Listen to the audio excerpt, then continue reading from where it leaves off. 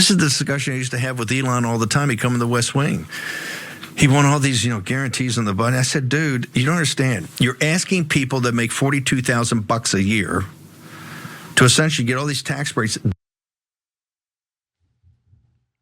Steve Bannon is once again feuding with Elon Musk. Specifically, Bannon was hammering Musk for demanding that the Trump administration not touch electric vehicle tax subsidies, which conveniently would have helped Americans buy Teslas. Cenk, what are your 2 cents here? I love this civil war. And whose side am I going to be on? You're going to see in a second. I think this one is uncomplicated, though gut-wrenching, where who I have to back on this one. Go ahead. Now, before Bannon started his tirade against Musk, he was discussing a recent development in the world of artificial intelligence. Last week, OpenAI's CFO, Sarah Friar, startled investors when she suggested that in order to finance AI computing chips, OpenAI could or should get government backing. Here's that clip. And so this is where we're looking for an ecosystem of banks, private equity, maybe even governmental, the ways governments can come to bear. Meaning like a federal subsidy or something? Meaning like just first of all, the backstop, the guarantee that allows the financing to happen. That can really drop the cost of the financing, but also increase the loan to value. So the amount of debt that you can take on top of an equity portion for some federal backstop for chip investment. Exactly, and I think we're seeing that. I think the US government in particular has been incredibly forward-leaning, has really understood that AI is almost a national strategic asset. Now that sparked immediate backlash, but Friar and OpenAI CEO Sam Altman have since walked back those comments, but the damage was done. Now here is Bannon's response to that segment. Take a look.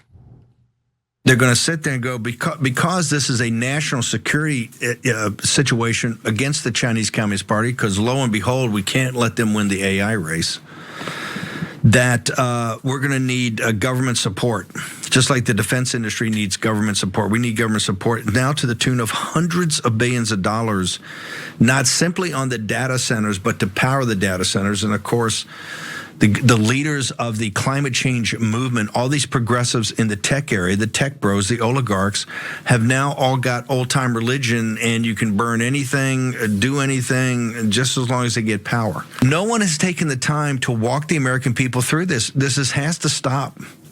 It has to stop. We kind of need a presentation on exactly what this is going. You don't want any regulation. It takes more. You have more regulation on a nail salon on Capitol Hill than you have on the entire, a technology that could end the world. Bannon went on to explain why tech oligarchs are turning young Americans away from capitalism. Take a look. And then we got to talk about the economics of it. If the basic schmendricks are going to be the guarantor, and now they're talking about loans. If you either guarantor or loan, that means the U.S. taxpayer is in the deal. If you're in the deal, then you got to get a piece of the ups. Right now, they're treating you like a fool. They're just running around, the David Sachs of the world, just running around. Elon Musk running around, they're going to create trillions here, billions there, hundreds of billions. Hey, that's all fine. Every private equity, every management team, of course you want the suckers to come in, the people who don't know anything, right? To socialize the risk. Because remember, I said all of this is about risk mitigation, to socialize the risk, and you guys keep all the upside. That has to stop. This is why young people don't believe in capitalism, because you know what? That is not capitalism. That's corporatism. Cenk, what do you make of this? They're watching the show. Come on, keep it real. I mean, that's word for word what I say, right? So corporatism, nobody even used that word until I'm turning into Trump. No one used the word corporatism. But seriously, like you guys have heard me talk about corporatism for years now. All of a sudden, everybody's talking about corporatism. Okay, good, God bless. I love the zeal of the converted and everybody coming in our direction. But look at that, that's populist left and populist right, totally agreeing. And yes, it makes me uncomfortable to agree with Steve Bannon because they're other things that he believes in the populist right that I do not believe in at all, right? But when it comes to economic issues, here, let's break it down. So it's not just that he said the word corporatism. Who cares? Great, wonderful, right? And it's a word that exists. It's just getting more usage now, and I'm glad it's getting more usage because it perfectly describes, and that's why I've been using it for such a long time, what we're in right now. We're not in capitalism. Corporatism is corporate rule, and it hates capitalism because it wants to limit competition. It wants to limit free markets, and what it does is it captures the government. That's why it's also called crony capitalism. It's not capitalism, it's the enemy of capitalism. So now, I've told you that 100 times. I wrote it in my book, Justice is Coming, you can see it. Number two, then finally, some folks in the right wing are going, hey, wait a minute, this sounds like socializing the risks. Yes, that's what we've been saying forever. That one, Naomi Klein is brilliant on it. She's written books on it. What corporatists do is they have socialism for the cost and capitalism for the profits, right? Well, that's not how capitalism works. No, capitalism is you deal with your own costs and revenue and you make your business work. No, and right now, I mean, I can give you 1,000 examples as I have over the decades here as we've been telling you guys. No, they're robbing us blind. They're dumping all their costs onto us. Look at this. Now the AI guys need a lot of energy to power their companies. All right, well, great, go get the energy. That's part of your business model, that's part of your cost. They're like, well, we don't want to pay the cost. We want the average American to pay the cost. Which leads us to point number 3 of agreement, which is, wait a minute, so when are we getting equity in your company? And if you watch the Young Turks, you've heard me say that for year after year after year, right? And Anna as well. So when we do the research for the drug companies through our universities, why aren't we getting money back for that?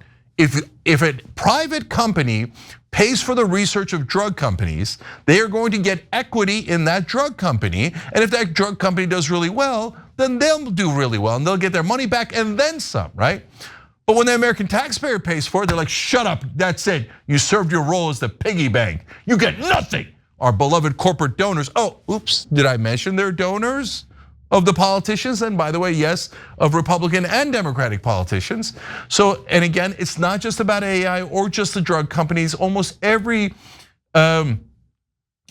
industry is using this to rob the American people blind. And I'm not even getting at the subsidies. I'm just talking about the bailouts and dumping their costs on us. Then you layer on the subsidies, right? Let alone the bailouts. Okay, so we bail out all the big banks. Why didn't we get equity? If a private company had given them the amount of money the US taxpayers gave the banks back in 2008, we would have owned all the banks. They had no leverage at all. We would have gotten minimum 90% of their equity. Why didn't we at least get 10%? So we can now have a piece of their record-breaking profits. Because no, you pay the costs because they bribed all of our politicians. And look at that. And here I'm gonna give some interesting credit to, I'm already uncomfortable enough with the credit I'm giving to Bannon, but to Trump a little bit too, right? Because Elon Musk, according to Bannon's description, if it's to be believed, walks in and he's the largest donor, even more so than Miriam. I forget, between him and Miriam Adelson, it was close. They were in the top 3 together. And some random conservative dude, heir, who was like, "I'll protect my money, lower taxes," right? Anyway, Elon walks in, one of the top 3 donors, and he's like, "Okay, now here's the subsidies I want back from the American people. Give it to me, give it to me, give it to me. I already bribed you. I already gave you all this money. I gave you $250 million and then some. So now you give me $250 billion or $2.5 trillion in these subsidies." I mean, brazen. So the credit to Trump is apparently he didn't immediately give it to him, and that pissed off Elon, and now we're in this kind of cold war between Elon and Bannon and Trump and all these different guys. So credit where credit is due, but although he did give Miriam Adelson everything she wanted, and he did give all the oil companies everything they wanted, and all the drug companies everything they wanted, I don't know, maybe it would have just taken longer to give Elon what he wanted, but Elon definitely apparently wanted it. And so it wasn't like, oh, I love the American people, I'm giving all this money to Trump just because I care about America first. And remember the H-1B visas, give them all to me, give me all the subsidies, give me all the money, and now I want a backstop. Now, finally, Jordan, to the particular point here about the federal backstop. They literally walked it back, as you said. And they said, well, she said, I used the word backstop, but I think that's where the confusion comes in, and I'm not sure that that's really what I meant. No, we just saw the tape. She said, do you mean a federal backstop? And the person from the AI company said, exactly. No, she meant it. And then she explained it. It's a guarantee. When the US government, so here, I'll give you an example, and we'll use TYT as the example, okay? If the government weirdly, magically decided, you know what, any loan that TYT gets as a media company, we're gonna guarantee it. That would be a monumental advantage. Okay, why? Then you go to a bank, you go, it's backed by the federal government. You have literally nothing to lose. So instead of charging me 10%, 5%, whatever you're gonna charge me 1% or 2%, because it's literally guaranteed, it's free money, right? So then you get a much lower interest rate, your costs are much lower because you don't have to pay more interest. Okay, and then on top of that, I go, hey, you know what, I don't wanna borrow 10 million anymore, now I wanna borrow 100 million because it's guaranteed. They go, well, it's guaranteed. So all of a sudden you have extra leverage and you could borrow all that money.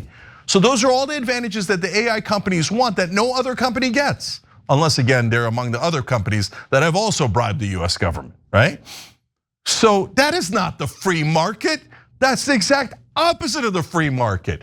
That's saying I'm going to pick that winner and I'm not going to do it based on whether they're better, they're good at competition, they're good in the free market.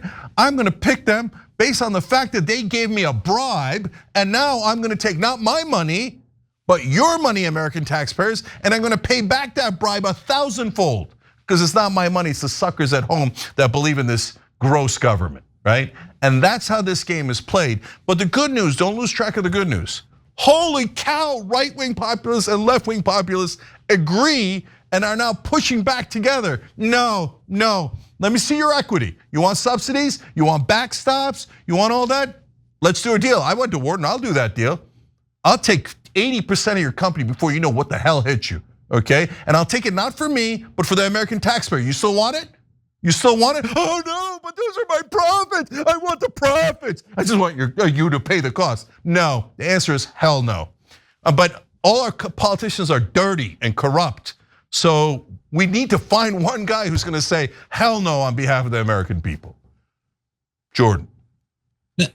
Yeah, I'm kind of mystified by this right-wing, like anti-corporate push, because you see flashes like this. You see people like Bannon make these comments that I largely agree with. I'll get to the EV component in a minute.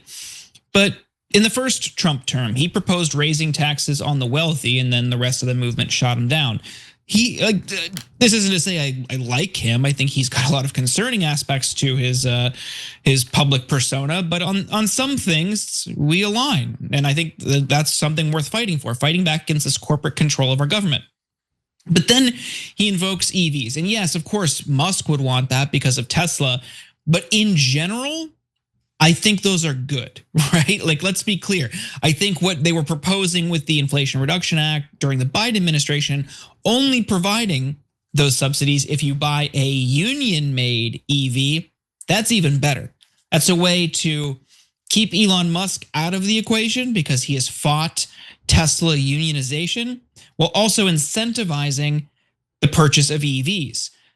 Something we desperately need to tackle and transition to.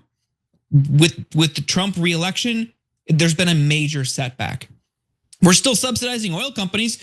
You and I have talked about this. You've covered this for years. Billions of dollars every year for oil companies. At what cost? Hurts the environment. It hurts our agriculture. It hurts everything. So when you are reliant on combustion vehicles, when you are relying on traditional cars, I'm all for subsidies for EVs. Unfortunately, with Trump, we don't have those. On other things, yeah, no, the excess subsidies on corn makes us all unhealthy. The excess subsidies subsidies in general on oil, absolutely not. But on this thing, I kind of see how he's approaching it, just because he doesn't like Elon Musk. But I do actually like subsidies on EVs. Yeah, I have the same policy on that, which is, look, I get it. When it's a nascent industry and the government is trying to stimulate that industry and get it up off the ground, there's logic in it.